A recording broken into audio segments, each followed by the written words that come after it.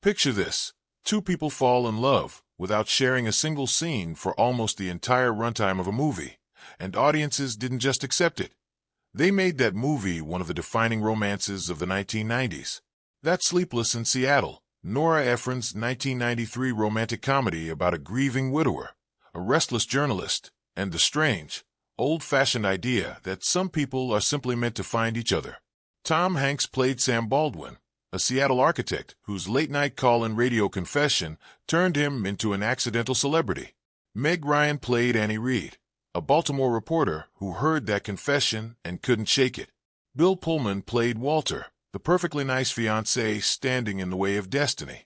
Rosie O'Donnell played Becky, the best friend who saw the whole thing coming before anyone else did. And behind the camera was Nora Ephron, stitching together one of the most quietly ambitious romantic comedies ever made. On the surface, it's a simple premise. A boy calls a radio psychologist to talk about his lonely dad. Half the country falls for the dad by proxy, and one woman 3 time zones away decides she has to find out if he's real. But the road to getting that premise onto a movie screen was anything but simple. It took a failed off-Broadway playwright turned Taekwondo instructor, a chain of A-list actresses saying no, a legendary European cinematographer stepping in to shoot a Hollywood rom-com, and a favor granted from inside a federal prison. None of it looks inevitable when you dig into it. And yet somehow all of those odd, disconnected pieces landed in exactly the right place. Today we're counting down 15 strange, surprising, and occasionally jaw-dropping facts about how this movie actually got made. And stick around for the story about the song everyone thinks is the movie's theme, because it barely made the cut at all. If you're enjoying stories like this, consider subscribing. We dig into the making of a different classic every week. Now let's head to Seattle. Before Sleepless in Seattle, Jeff Arch had never had a script produced. He'd studied film and theater in Boston, spent time around movie sets as a young man, and even tried his hand in an off-Broadway play that closed almost as fast as it opened. Discouraged, he stepped away from writing for a few years, moved to Virginia, taught high school English, and ran a taekwondo studio on the side. It wasn't until the birth of his son in 1989 that something shifted. Arch made himself a promise: write 3 screenplays in a single year. He sold the martial arts school to make room for the work. The second script he finished was Sleepless in Seattle. When it reached producer Gary Foster, Foster later said he was reading it on a quiet afternoon with his own kids asleep nearby, and by the final page, he was in tears. A former English teacher with a taekwondo studio had just written one of the most successful romantic comedies of the decade. Long before Ryan was cast, the script made the rounds through a remarkable list of actresses. Julia Roberts reportedly passed on it early. Names like Michelle Pfeiffer and Demi Moore were floated and drifted away. Even Kim Basinger later admitted she'd looked at the concept, 2 people falling in love without meeting, and thought it sounded far-fetched, only to watch the finished film pull in well over $200 million worldwide. Nora Ephron, for her part, had pictured Meg Ryan as Annie from very early on, even before she was officially attached to direct. It simply took a long, winding road of other actresses saying no before the studio circled back to Ephron's original instinct. Here's the twist. The casting rumor swirling around isn't about Annie. It's about how close this project came to starring someone else entirely, as Sam before Hanks was ever locked in, with names like Kevin Costner having circulated during the script's early years on the market. By the time Ephron took over as director and rewrote the material, she knew exactly who she wanted, and it wasn't any of the earlier names attached. She wanted Hanks, an actor mostly known at that point for comedies, to carry the movie's quieter, more grief-stricken side. It was a risk that ended up defining the rest of his career. Years before Ephron came aboard, the project was pitched to Ryan and her then-husband, Dennis Quaid. Together, with Quaid attached to play Sam, Ryan became pregnant, the project stalled, and by the time it was revived, Ephron was directing and had already decided Hanks was the right Sam. The awkward part was that nobody had told Ryan the plan had changed. According to account from the production, Ephron had a direct but kind conversation with Ryan, explaining that her husband wasn't going to be her co-star this time. Ryan accepted it, Quaid stepped aside, and audiences got a pairing with Hanks that would return a few years later in You've Got Mail. Ryan and Quaid stayed married for years after the film's release before eventually divorcing in the early 2000s, which makes that early script read, the one where they were meant to star together as a couple falling in love on screen, feel like a strange bit of foreshadowing nobody involved could have intended. Sven Nykvist was the longtime cinematographer behind Ingmar Bergman's most acclaimed and emotionally heavy films, the kind of stark, introspective European cinema studied in film schools for its unflinching honesty. He'd already won 2 Academy Awards by the time Ephron brought him on to shoot a mainstream American rom-com. It's an unusual pairing on paper. A man famous for photographing existential despair, now tasked with making a houseboat and a radio booth look romantic. But Nykvist's reputation for warm, naturalistic lighting turned out to be exactly what the film needed: soft, unforced images that made Seattle and Baltimore feel like they belonged in the same emotional universe, even from 3,000 miles apart. It's worth remembering that Nykvist was in his 70s by the time he took the job, at a stage in his career when he had nothing left to prove and could have chosen almost any project he wanted. Instead, he spent part of that same year working on very different material, a coming-of-age drama that gave a young Leonardo DiCaprio one of his earliest breakout roles. That a cinematographer best known for austere, unflinching European drama would spend the same stretch of his career photographing a houseboat, a radio call-in show, and one of Hollywood's warmest love stories, says something about how far his instincts for light and mood could travel. When the production needed massive indoor space to build sets in the Pacific Northwest, the crew found decommissioned hangars at a former naval air station on Puget Sound, exactly the kind of vast, flexible space a film production needs. Getting access to a facility with military ties wasn't simple, and it took the kind of behind-the-scenes networking Ephron was known for to smooth the path. She had a habit of being just a phone call or two away from almost anyone in a position to help, and that instinct for calling in a favor became something of a running theme throughout the production. Securing the hangars meant the production could build large, controlled interior sets close to the actual city the story was set in, rather than faking the Pacific Northwest somewhere else entirely. A detail that mattered a great deal to Ephron, who was reportedly insistent that the film feel geographically honest even in scenes built entirely on a soundstage. The film's climactic scene needed the real Empire State Building observation deck, but management wouldn't shut it down for filming. At the time, the building was controlled by the organization run by Leona Helmsley, who was, at that exact moment, serving a prison sentence for tax evasion. Ephron reached out to a publicist she knew, who represented Helmsley, and that publicist visited her in prison to make the case directly. Helmsley agreed, but only for a 6-hour window. In that short stretch, the crew captured the helicopter shot, the lobby footage, and Jonah's search for Annie on the observation deck. The actual reunion between Sam and Annie was later recreated on a specially built set back in Seattle. So the ending of one of the most romantic movies ever made was greenlit, from behind bars, by the so-called Queen of Mean. 6 hours doesn't sound like much time for a production of that scale, and by most accounts it wasn't. The crew focused their limited window almost entirely on exteriors and a handful of key shots, while a slightly larger replica of the observation deck was built back on a soundstage in Seattle for the scenes that needed more room to maneuver. It's a strange bit of movie-making logistics hiding behind one of the most emotionally satisfying endings of the decade. The real location only appears for a few fleeting seconds, and the version audiences actually spend the most time watching was constructed thousands of miles away.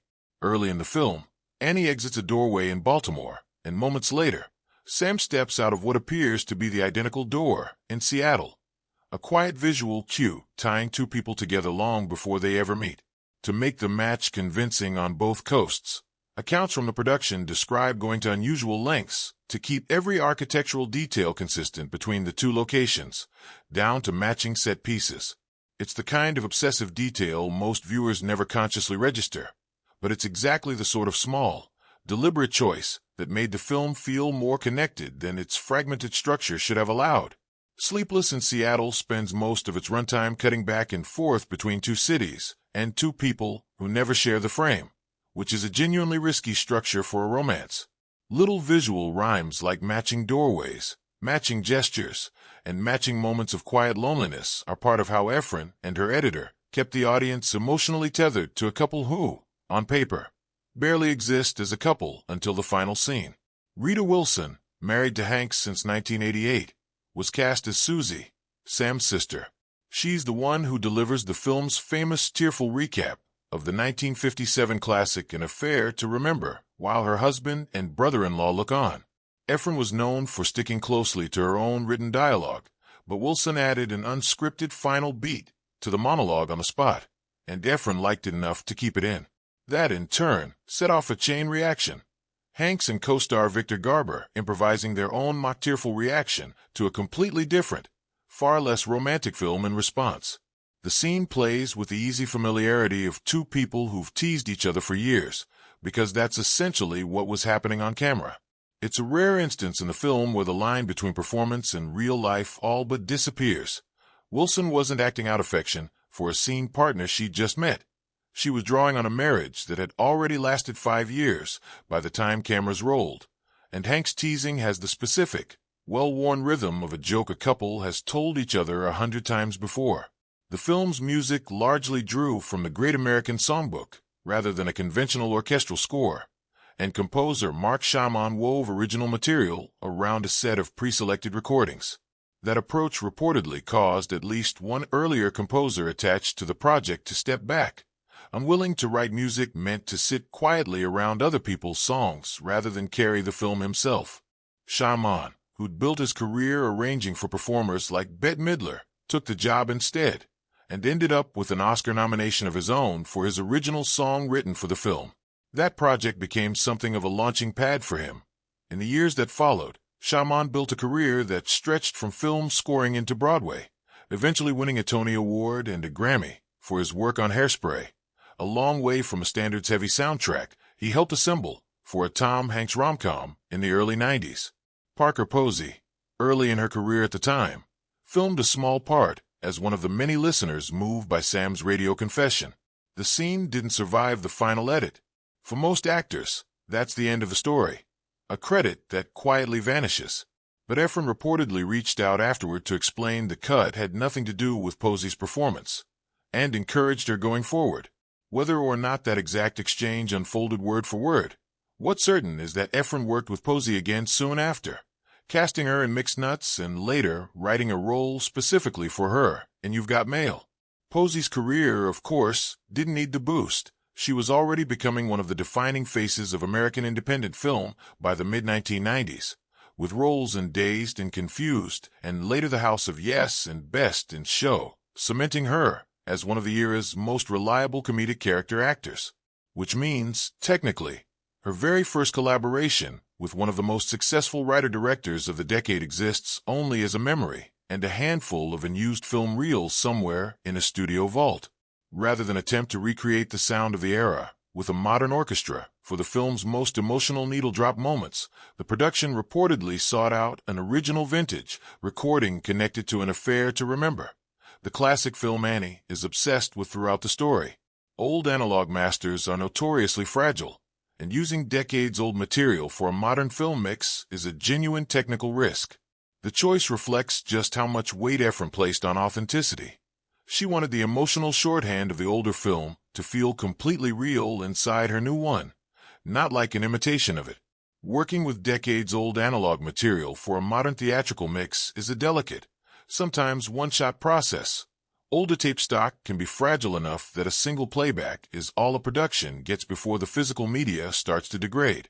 That kind of technical gamble, all in service of a few seconds of music, gives you a sense of just how far the production was willing to go to make sure the film's most sentimental moments didn't feel manufactured. A decade before Sleepless in Seattle, Nora Ephron published Heartburn, a bitingly funny, thinly veiled novel about a pregnant food writer who discovers her husband is having an affair, inspired by the end of Ephron's own marriage to journalist Carl Bernstein. It became a film starring Meryl Streep and Jack Nicholson. That same writer, only a few years later, made a film with almost no cynicism about love at all. Heartburn is about a marriage falling apart in real time. Sleepless in Seattle is about two strangers who barely interact and somehow feel destined. Both came from the same person, at different points in her life, and both remain touchstones in their very different genres. By the time Sleepless in Seattle went into production, Efron had already directed her first feature and co-written When Harry Met Sally, another romantic comedy now considered one of the genre's high water marks.